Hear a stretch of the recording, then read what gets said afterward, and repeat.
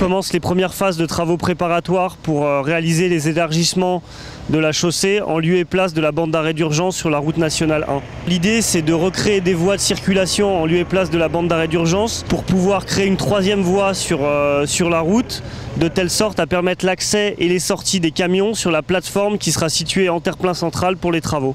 Alors là, on a des travaux qui ont commencé depuis quelques semaines en début de l'année 2017.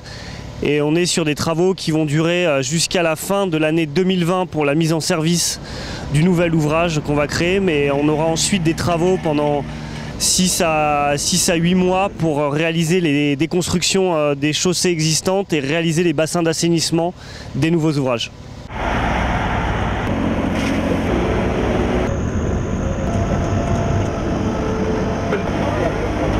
On est sur un marché global où on a des prix pour l'ensemble du marché.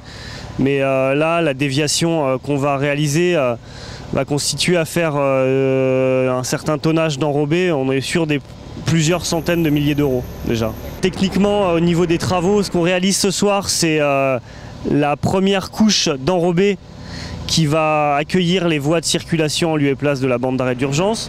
Donc on ramène du matériau qu'on vient répandre aux finishers et qu'on vient ensuite compacter. L'idée ce soir, si on peut arriver au bout de tout ce qu'on veut faire, c'est de réaliser une couche d'enrobé de chaque côté et peut-être une deuxième si on a le temps de la réaliser.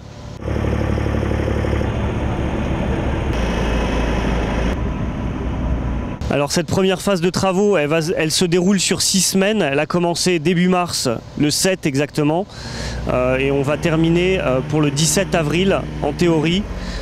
Et on aura à ce moment-là réalisé tous les aménagements de voirie provisoire côté rive droite, côté port.